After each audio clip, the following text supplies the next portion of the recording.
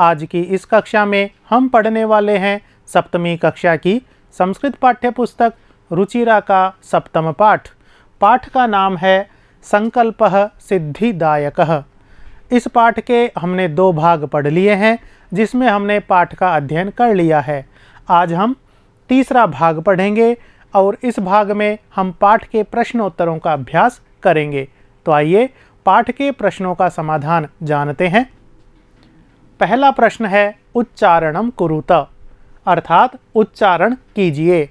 नीचे तालिका में कुछ पद दिए हुए हैं, उनका हमें शुद्ध उच्चारण करना है। जैसे अभवत, न्यवेदयत, तपति, वदति स्म, वदति, गच्छति स्म, अकथयत, अपूजयत, प्राविशत, वसति स्म, चरति स्म, अकरोत्, अगच्छत, स्वपिति, अवदत्, रक्षति स्म, करोति स्म, पठति स्म। उच्चारण तो हमने कर लिया है, लेकिन विद्यार्थियों यहाँ पर एक बात ध्यान देनी है।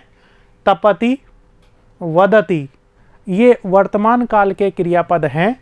इसी प्रकार वदति, गच्छति ये भी लट लकार के हैं, किंतु तपति और वदति स्म, वदति वदति स्म, इन दोनों में अंतर क्या है? वदति जहाँ लट लकार का रूप है, वहीं स्म पद के साथ यदि लट लकार का पद प्रयोग होता है तो वो लंग लकार का अर्थ देता है। ये बात हमने पाठ को पढ़ते हुए भी जानी थी। तो इन पदों का जब उच्चारण करें तो ये किस अर्थ का, किस लकार का अर्थ दे रहे हैं, यह भी हमें ध्यान रखना है। अब हम दूसरा प्रश्न जानते हैं। दूसरा प्रश्न है उदाहरणम अनुसृत्य रिक्त स्थानानि पूरयत, अर्थात उदाहरण का अनुसरण करते हुए रिक्त स्थान भरने हैं। यहाँ पर पहला जो यथा, यह उदाहरण है। इसमें जिस प्रकार उदाहरण एकवचन, द्विवचन, बहुवचन में भरा हुआ है, इसी प्रकार हमें नीचे दिए हुए क्रियापदों को भी भरना है। पाठ के प्रश्न में यहाँ पर जो पीले रंग से क्रियापद भरे हुए हैं, पाठ में इनके स्थान पर रिक्त स्थान है। हमने यहाँ पर रिक्त स्थान भरकर उत्तर दिखाए हुए हैं। जैसे वसति स्म एक वचन में, वसतः स्म द्विवचन में और वसंती स्म बहुवचन में। ये उदाहरण है जिसमें तीनों क्रियापद दिखाए हुए हैं। इसी प्रकार पाठ में पूजयति स्म, ये एक वचन में भरा हुआ है, जबकि दोनों वचनों में हमें भरने थे। तो द्विवचन में भरा जाएगा पूजयतः स्म और बहुवचन में भरा जाएगा पूजयन्ति स्म। इसी प्रकार एक वचन में हमें भरना है रक्षति स्म, रक्षतः स्म ये भरा हुआ है, और बहुवचन में हमें भरना है रक्षन्ति स्म। चरति स्म यह पाठ में भरा हुआ है। द्विवचन में हमें भरना है चरतः स्म और बहुवचन में हमें भरना है चरन्ति स्म। इसी प्रकार एक वचन में हम भरेंगे करोति स्म, द्विवचन में हम भरेंगे कुरुतः स्म और बहुवचन में भरा हुआ मिलेगा कुर्वन्ति स्म। तो यह था दूसरा प्रश्न, जिसमें हमने रिक्त स्थानों में वचनों के अनुसार क्रियापद भरे हैं। अब हम तीसरे प्रश्न का समाधान, तीसरे प्रश्न नहीं, दूसरे प्रश्न का ख, इसमें हमें पुरुषों के अनुसार एक वचन, द्विवचन और बहुवचन के क्रियापद रिक्त स्थान में भरने हैं। तो पीले रंग से जो भरे हुए हैं यहाँ पर क्रियापद, वो हमने भरे हैं। जैसे प्रथम पुरुष में अकथयत, अकथयताम, अकथयन, ये पाठ में दिए हुए हैं। और पूज धातु का प्रथम पुरुष में हमने भरा है अपूजयत। दोनों जो रूप हैं अपूजयताम, अपूजयन, ये भरे हुए हैं। और प्रथम पुरुष में रक्ष धातु का रूप है अरक्षत, ये भरा हुआ है। अरक्षताम, अरक्षण, ये दोनों रूप हमने भरे हैं। इसी प्रकार प्रथम पुरुष की तरह ही हमें मध्यम पुरुष के क्रिया रूप भरने हैं। पाठ में अवसः, अवसतम, अवसत, ये 3 पद भरे हुए हैं। पूज धातु का हमने भरा है अपूजयः एक वचन में, और बहुवचन में हमने भरा है अपूजयत, अपूजयतम, ये द्विवचन का हमें भरा हुआ मिलेगा। इसी प्रकार मध्यम पुरुष में ही चर धातु का हमने भरा है अचरः, और द्विवचन का रूप भरा है अचरतम। अचरत यह भरा हुआ हमें मिलेगा। तो ये था ख, जिसमें हमने प्रथम पुरुष के क्रियापद भरे हैं। ये ग प्रश्न था जिसमें हमने मध्यम पुरुष के क्रियापद भरे हैं। इसी प्रकार घ, इसमें हम उत्तम पुरुष के क्रियापद भरेंगे। जैसे यहाँ पर दिखाया हुआ है, पठ धातु के लंग लकार के रूप भरे हुए हैं उत्तम पुरुष के, अपठम, अपठाव, अपठाम, ये भरे हुए हैं। इसी प्रकार एक वचन में उत्तम पुरुष का अलिखम भरा हुआ मिलेगा, हमें भरना है द्विवचन का रूप अलिखाव, और इसी प्रकार बहुवचन का रूप अलिखाम। रच धातु का एक वचन में हम भरेंगे अरचयम, मध्यम पुरुष द्विवचन में अरचयाव, यह भरा हुआ मिलेगा, और बहुवचन में हम भरेंगे अरचयाम। तो इस प्रकार हमने क्रियापदों के प्रथम पुरुष, मध्यम पुरुष और उत्तम पुरुष के रूपों को रिक्त स्थानों में भरा है। अब हम तीसरा प्रश्न हल करते हैं। प्रश्नानाम उत्तराणि एकपदेन लिखत, अर्थात नीचे जो प्रश्न दिए गए हैं उनका उत्तर एक पद के द्वारा लिखना है। एक पद के द्वारा यहाँ पर हमने किस प्रकार बताया है कि प्रश्न में जो पद पीले रंग का है वो तो प्रश्नवाचक पद है, जिसके स्थान पर हमें उत्तरवाचक पद लिखना है, तो उत्तरवाचक पद को भी उत्तर में हमने पीले रंग से ही दिखाया है। तो एक पद में यह उत्तर है के स्थान पर एक पद में उत्तर आएगा हिंसक पशवः। इसी प्रकार कुत्र के स्थान पर उत्तर आएगा एक पद में गौरी शिखरम, किंतु फिर भी हमने यहाँ पर उत्तरों को पूर्ण रूप से लिखा है। एक पद में जो उत्तर है वो यहाँ पर संकेतित किया गया है। जैसे तपः प्रभावात् के सखायः जाताः, उत्तर आएगा तपः प्रभावात्, के स्थान पर उत्तरवाचक है हिंसक पशवः सखायः जाताः।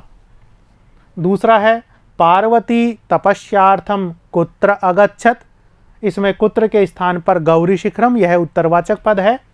पूरा उत्तर किस प्रकार लिखेंगे?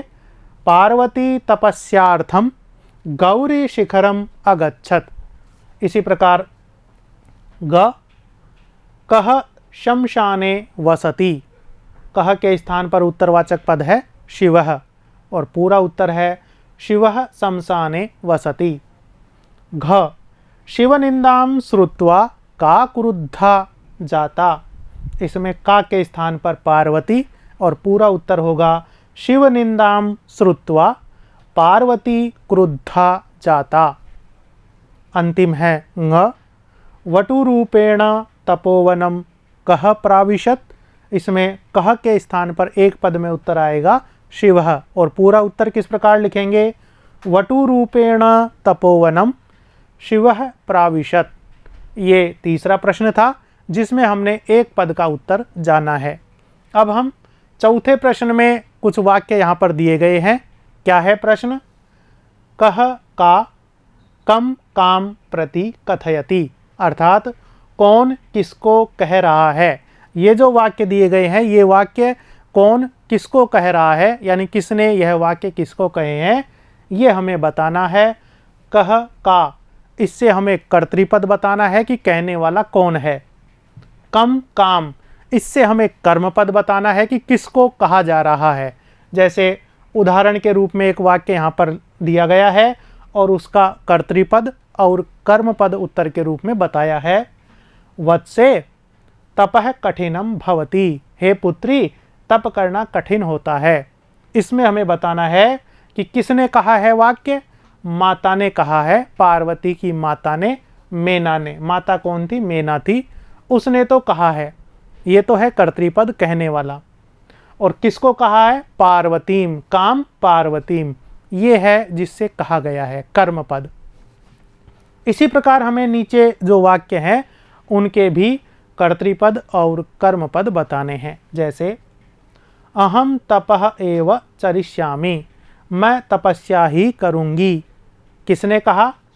कह कथयति पार्वती, काम कथयति मेनाम, मेनाम अर्थात मातरम। मनस्वी कदापि धैर्यम न परित्यजति, दृढ़ निश्चयी व्यक्ति कभी भी धैर्य नहीं छोड़ता है। कह कथयति पार्वती, काम कथयति विजयाम। इसी प्रकार अपर्णा इति नामना त्वं प्रथिता, ये वाक्य कह कथयति, का कथयति विजया, काम कथयति पार्वतीम। घ पार्वती प्रीतोस्मि तव संकल्पेन, यह वाक्य कह कथयति शिवः, काम कथयति पार्वतीम। नीचे के जो दोनों वाक्य भी हैं वो भी शिवः कथयति पार्वतीम प्रति कथयति। शरीरमाद्यम खलु धर्म साधनम और अहम तव कृतदासो अस्मि, ये दोनों ही वाक्य कर्तृपद है शिवः और किससे कहा जा रहा है, पार्वती से। तो यह चौथे प्रश्न का उत्तर था। अब हम पांचवा प्रश्न जानते हैं। प्रश्नानाम उत्तराणि लिखत, प्रश्नों के उत्तर लिखिए। यहाँ जो प्रश्न दिए गए हैं उनके उत्तर लिखने हैं। तीसरे प्रश्न में भी हमने प्रश्नों के उत्तर लिखे थे, लेकिन वहाँ प्रश्न का उत्तर केवल एक उत्तरवाचक पद में संकेत करना था, लिखना था। यहाँ पर हमें प्रश्न का पूर्ण उत्तर लिखना है। चूँकि हमने तीसरे प्रश्न में भी उत्तरवाचक पद को तो जाना ही जाना, लेकिन वहाँ पर भी हमने पूर्ण वाक्य के द्वारा ही अभ्यास किया था। हम एक पद के द्वारा भी वहाँ पर उत्तर लिख सकते हैं और पूरे वाक्य के द्वारा भी उत्तर लिख सकते हैं, लेकिन पांचवें प्रश्न में हमने उत्तर पूरा ही लिखना है। जैसे पार्वती क्रुद्धा सती किम अवदत, पार्वती ने क्रोधित होकर क्या कहा। उत्तर है पार्वती क्रुद्धा सती वदति यत् जगति कोऽपि शिवस्य यथार्थं स्वरूपं न जानाति, यथा त्वम् असि तथैव वदसि। ये इसका पूर्ण उत्तर है। दूसरा प्रश्न है कह पाप भाग भवति, पाप का भागीदार कौन होता है। उत्तर है यह निंदाम करोति तथा च यह निंदाम शृणोति, तौ उभौ पाप भागिनौ भवतः। इसी प्रकार ग पार्वती किम कर्तुम ऐच्छत, पार्वती ने क्या करने की इच्छा प्रकट की। उत्तर है पार्वती शिवम पति रूपेण प्राप्तुम तपः कर्तुम ऐच्छत। इसी प्रकार घ पार्वती कया साकम गौरी शिखरम गच्छति, किसके साथ गौरी शिखर पर जाती है पार्वती। उत्तर है पार्वती विजयया साकम गौरी शिखरम गच्छति। इसी प्रकार अब हम छठा प्रश्न जानेंगे, इसका समाधान जानेंगे।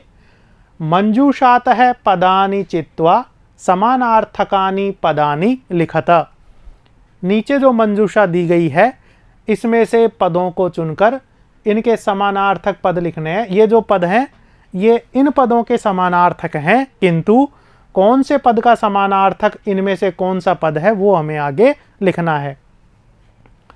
यहाँ पर ये जो पद हैं जैसे शिलायाम, पशवः, अम्बा, नेत्राणि, तूषणीम, इनके आगे रिक्त स्थान थे, किंतु हमने रिक्त स्थान में उत्तर भरकर यहाँ पर प्रदर्शित किए हैं।